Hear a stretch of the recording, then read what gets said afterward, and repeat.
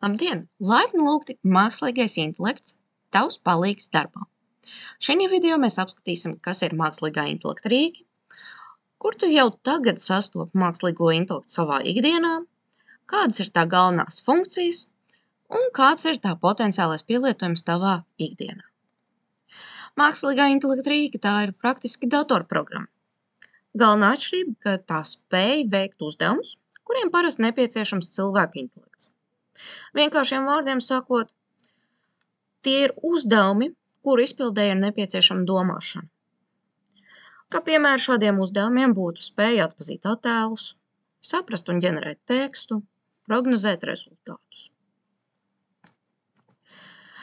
Savā ikdienā visdrīzāk tu jau esi sastaps mākslīgo intelektu visdažādākajās formās.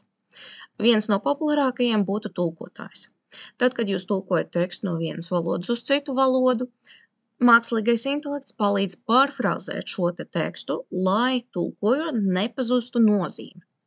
Jo tieši tulkojuma gadījumā reizēm tas, ko mēs pārtulkojam, izklausās ļoti interesanti.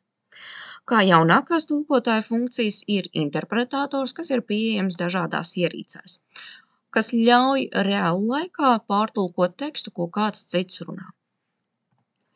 Maršrutu plānotājs, kurš ļauj jums saplānot, kā tiksiet no punkta A uz punktu B.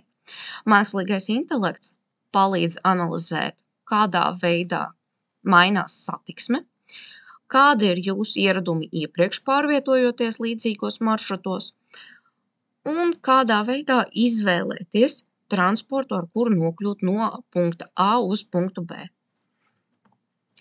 Pirkuma ieteikumu lietotnēs. Mākslīgais intelekts analizē jūsu iepriekšējos pirkumus, kā arī citu pircēju pirkumus, kas palīdz tam izlemt, kādas preces jums piedāvāt tālāk potenciālajiem pirkumiem. Pirkuma ieteikumu izveides laikā tiek ņemt vērā arī iepriekšējo atsaukšanu rezultāti. Tātad, ja prece ir pirkta daudz un tā ir labas atsauksmes, tad tā drīzāk tiks piedāvāta jums kā nākamais pirkums.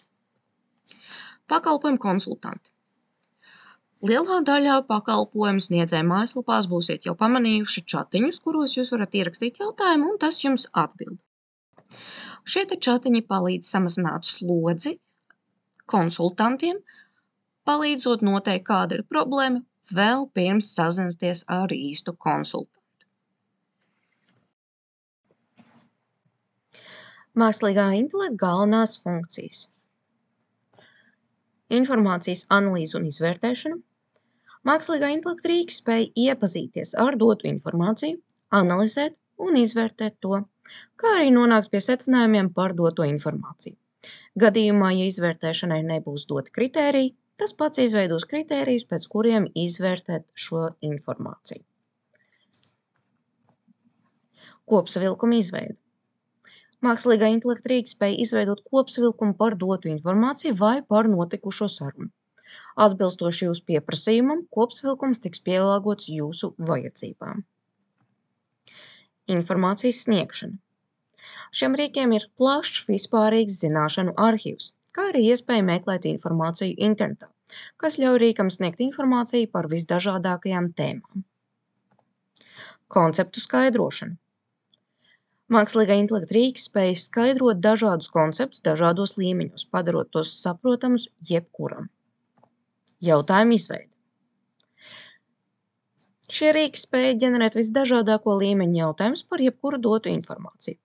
Jautājumu ģenerēšanas laikā ir iespējams noteikt, kāda tipa jautājumus vēlaties un vai ir nepieciešams norādīt pareizo atbildi.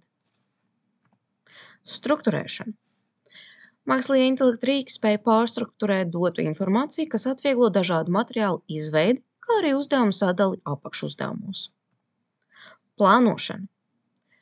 Mākslīgā intelekta rīki spēj saplānot aktivitātes un uzdevumus, kā arī palīdzēt organizēt darba procesu. Tulkošana. Kā jau iepriekš minēju, mākslīgā intelekta rīki spēj tulkot tekstu, nezaudējot tā būtību. Pārfrāzēšana un pārveidošana. Mākslīgā intelekta rīki spēj palīdzēt pielāgot informācijas frāzēm ar pārfrāzēšanas palīdzību, padarot informāciju pieejamāku dažādiem izpratnes līmeņiem.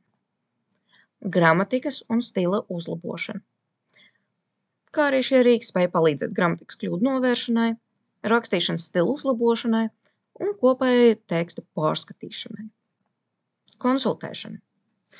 Mākslīgā intelekta rīki spēj konsultēt dažādos jautājumos un procesos, tādējādi palīdzot atrisināt jebkuru problēmu. Kritika, ieteikumi un atsauksmes. Kā arī šie rīki spēj kritiski izvērtēt jūsu paveikto, sniegt ieteikumus, kā to uzlabot, un veidot atsauksmes par jūsu paveikto, tādējādi uzlabojot jūsu darba kvalitāti. Mākslīgā intelekta rīku potenciālais pielietojums tavā ikdienā. Informācijas analīze un izvērtēšana.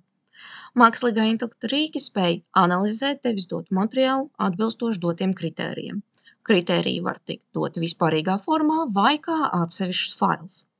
Papildus šie rīki spēj izvērtēt jūsu doto materiālu uz informācijas kvalitāti, dodot atsauksmes par to, kādā veidā vajadzētu papildināt šo te informāciju un kā uzlabot tās saprotamību.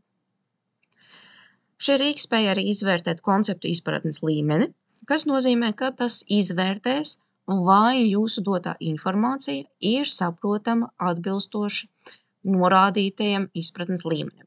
Piemēram, vai šo informāciju sapratīs 3. klases skolēns vai 6. klases skolēns. Papildus informācijas analīzes fāzē tas var sniegt kritiku un ieteikumus par to, kādā veidā vajadzētu varbūt pārfrāzēt šo informāciju vai pārveidot. Kopsavilkuma izveide. Mākslīgā intelekta rīki spēj izveidot kopsavilku kompleksam saturam. Tas spēj veidot to neatkarīgi, vai tā ir dota informācija teksta formātā, vai tas ir dots kā fails. Papildus kopsavilkuma izveides laikā ir iespējams to pielāgot dažādiem izpratnes līmeņiem. Konceptu skaidrošana. Mākslīgā intelekta rīki spēj izskaidrot dažādus konceptus dažādos izpratnes līmeņos, neatkarīgi no tā, vai jūs vēlaties, lai tas tiktu izskaidrots priekš 3. klases skolēnu, 4., 9. klases skolēnu vai pasniedzēju. Tas spēj veidot arī dažādus piemērus, neatkarīgi no tematikas un dotās informācijas, kā arī paskaidrot risinājumu soļus un vizualizēt rezultātu. Teksta pārfrāzēšana. Mākslīgā intelekta rīki spēj veikt pārfrāzēšanu, kas pielāgo konkrēto saturu dažādiem izpratnes līmeņiem, dažādiem nolūkiem, piemēram, zinātniskā stilā, formālā stilā, sarunu valodā, kā arī spēja atdarināt rakstīšanas stilu, tai skaitā jūsu rakstīšanas stilu pie pietiekama paraugu skaita. Papildus pārfrāzēšanas laikā mēs varam atsevišķi norādīt, uz kādu izpratnes līmeni ir jākoreģē šis teksts. Tulkošana. Jautājumu izveide. Mākslīgā intelekta rīki spēj strādāt informācijas kontekstā, kas nozīmē, ka norādot tēmu, dodot informāciju vai uzsākot sarunu ar to, ir iespējams noteikt, ka mēs strādāsim konkrētā kontekstā, un tad ir iespējama jautājumu ģenerācija, kuras laikā mēs varam noteikt, kādus jautājumus mēs vēlamies, lai tas ģenerē. Tā skaitā, cik jautājumiem jābūt, kādām tēmām vai apakštēmām ir jābūt iekļautām šajos jautājumos un kāda tipa jautājumus mēs vēlamies. Piemēram, jā, nē, atvērta tipa, vairāku atbilžu variantu un citu veidu jautājumus. Papildus pēc jautājumu ģenerācijas ir iespējams norādīt, kuri jautājumi jūs neapmierina.